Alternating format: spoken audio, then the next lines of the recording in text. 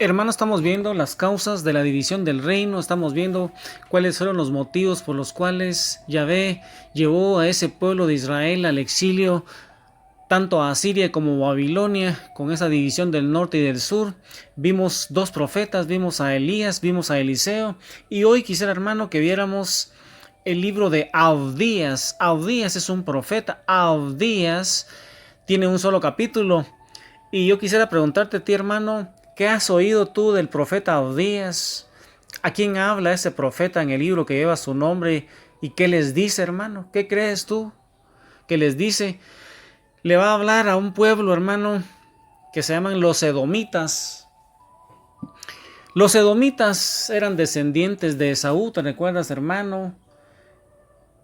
Que Jacob y Esaú eran hermanos, eran hijos de Isaac, pero que Esaú le vendió la primogenitura a Jacob. Y entonces estos edomitas eran los descendientes de, de esta persona llamada Esaú. Y entonces Abdías le va a anunciar a los edomitas la destrucción, la cual de hecho sucedió con la invasión de Babilonia. Y entonces Abdías 1, capítulo 1, versículo de 1 al 2, dice así. Esto es, hermano, para que tú y yo nos fijemos a quiénes les está hablando un profeta. Vimos que Elías y Eliseo le hablaba a las tribus del norte, no a las del sur. Los problemas que se resolvían eran para ese pueblo del norte, y ahora Abdías le va a hablar a los edomitas, que no son parte del reino de Israel, ni del norte ni del sur. Y la palabra de Dios en Abdías 1 dice así: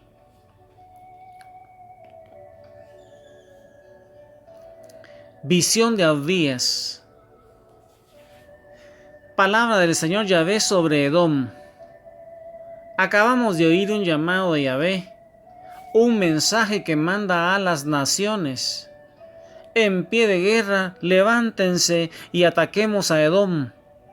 Desde ahora serás pequeño entre las naciones, el menos considerado de todos. Palabra de Dios. Mira, hermano, ahí en ese encabezado nos dice cuál fue la visión de Abdías, a quién iba dirigido el mensaje y cuál era el mensaje. Hay un profeta muy conocido también, hermano, que quisiera que miráramos hoy. ¿Te recuerdas que estamos hablando de los profetas que hablaron al norte? Ahí vimos a Elías, a Eliseo, y en ese trozo, hermano, de Abdías que le va a hablar a Edom, ¿cuál es el mensaje que acabamos de ver? Ahora quisiera que habláramos de otro profeta, un profeta ya muy conocido, porque fue tragado por una ballena. ¿Cómo se llamaba? ¿Cómo crees tú que se llamaba, hermano? ¿A quiénes profetizó? ¿Dónde se lee esta historia? ¿Cuál crees tú, hermano, que fue ese profeta? ¿Y en qué libro podemos encontrarlo? Hermano, ese profeta se llamaba Jonás y le tocó profetizar para los asirios. Y todo esto está contado, hermano, en el libro de Jonás. Libro de Jonás. Yo te pregunto ahora, hermano, ¿quiénes crees tú que son los asirios, hermano? Todo esto tú lo tienes que conocer para poder entender, hermano, a cabalidad de esos mensajes, de esos países que nuestro Padre Celestial fue utilizando para ir purificando a su pueblo. ¿Quiénes crees tú, hermano, que son esos asirios? No los sirios, sino los asirios. ¿Y qué hace Dios con ellos? ¿Qué crees tú, hermano? ¿Quiénes son y qué hace Dios con ellos? Hermano, en este momento de la predicación, con el profeta Jonás, Asiria es ahora el poder mundial, y Dios va a castigar al reino del norte, a ese reino del norte, a ese pueblo llamado Israel, a través de Asiria. Hermano, mira, eso es bien importante porque fue lo que vimos, que nuestro Padre Celestial va a utilizar a la gran Babilonia y va a utilizar al anticristo para purificar su iglesia.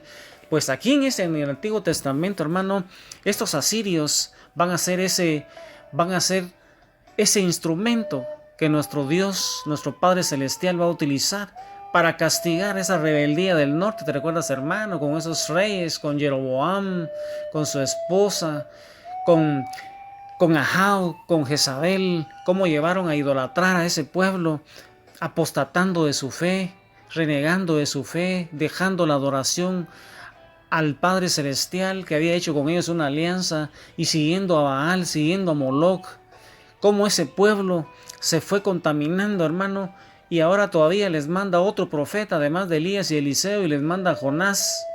Y entonces Asiria, hermano, es el poder mundial con el que nuestro Padre Celestial va a castigar al norte a través de ese país. Y Jonás es llamado por Dios para profetizarles. Y esto es bien importante, hermano, porque Dios escoge a Jonás para este mensaje, pero no quiere ir porque él sabe que Asiria va a ser el instrumento que va a castigar a su pueblo. Y entonces por eso es que Jonás se vuelve un poco rebelde.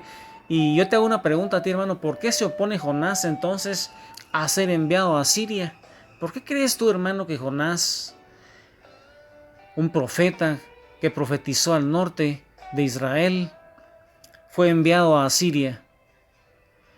Probablemente él se imagine que Asiria va a ser usado por Dios para castigar al reino del norte o Israel, y sabe que los asirios son muy brutales y que posiblemente por eso no tiene deseos de llevarles un mensaje de parte de Dios. Conocemos bien esa historia, hermano. Jonás se opone inicialmente, pero obligado por una serie de eventos extraordinarios. El más destacado es que dice que fue tragado por una ballena y estuvo dentro de ella 3 días.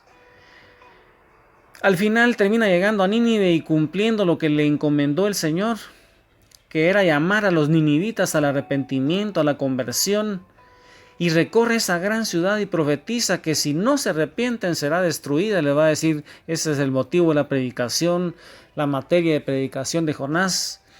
Nínive, hermano, era la capital de ese reino de Asiria, y dice que tenía más o menos unos 700,000 habitantes, pero eran soberbios, eran inmorales. Y lo sorprendente es que comenzando por el rey, muchos ninivitas se arrepienten, y eso no le gustó a Jonás, que con su predicación, esos ninivitas que eran brutales y que él se imaginaba que iban a ir a conquistar a Asiria y llevarlos al cautiverio, eso no le gustaba a él, que ese pueblo se arrepintiera. ¿Y por qué crees tú, hermano, que se disgustó Jonás? ¿Por qué crees tú, hermano, que fue la razón por la cual dice que Jonás no le gustó que el rey y ese pueblo se vistiera de sayal, se arrepintiera, se convirtiera con la predicación de Jonás? Y esto es importante también, hermano, porque Jesús va a hablar acerca de este episodio, en donde a él, que era el rey de reyes y señor de señores en ese momento, en ese contexto histórico del evangelio, no le hicieron caso, y él saca a relucir que como a Jonás, que era solamente un profeta, ese pueblo de Nínive le hizo caso. Y entonces, ¿por qué crees tú, hermano, que se disgusta a Jonás? Posiblemente porque él quería que Asiria fuera destruida, porque sabía que la salvación de Nínive sería la destrucción del pueblo de Israel, pero también podía ser tomado como un profeta falso, porque anunció la destrucción de la ciudad y sus habitantes, y eso no sucedió. Él profetizó, hermano, que la destrucción de la ciudad si no se arrepentían, pero eso no sucedió. Y la historia de Jonás, eso de 3 días en el vientre de una ballena, parece un mito. Pero ¿qué crees tú, hermano? ¿Crees tú que es un mito? ¿Es una figura? ¿Es un lenguaje literario? ¿Crees tú, hermano, que ese episodio de la historia de Jonás en el vientre de una ballena, qué crees tú que significa, hermano? Que Jonás fue tragado por una ballena. Cuesta pensar en algo así, pero para Dios no hay nada imposible. Pero no. Y lo curioso, hermano, es que el mismo Jesús se refiere a la estadía forzada de Jonás dentro de una ballena. Y yo te hago una pregunta a ti, hermano. ¿Iba el Hijo de Dios a citar un mito? Y con el sentido y la precisión que Jesús lo hizo ahí en Lucas 11:29, hermano. Mira, en San Lucas 11:29-30, quisiera que sacaras tu palabra, hermano, en San Lucas 11:29-30, y ahí Jesús va a usar ese texto de Jonás, y dice así: estos hombres de hoy son gente mala, piden una señal, pero no la tendrán. Solamente se les dará la señal de Jonás, porque así como Jonás fue una señal para los habitantes de Nínive, así será el Hijo del Hombre para esta generación. Palabra del Señor. Gloria a ti, Señor Jesús. Mira, hermano, ¿qué está diciendo el Señor aquí en este texto de San Lucas 11? Se estaba refiriendo el Señor a su muerte y a su resurrección, pero que al tercer día de estar bajo la tierra resucitaría. Así como Jonás salió del vientre de la ballena, a los 3 días también él iba a salir de la tierra. Y enseguida Jesús también recordó la conversión de los ninivitas y menciona ahí en San Lucas 11:32, recordó la conversión de los ninivitas y menciona para ello la predicación de Jonás, y dice así la palabra del Señor. En el día del juicio los habitantes de Nínive se pondrán de pie para acusar a toda esta generación, porque cambiaron su conducta.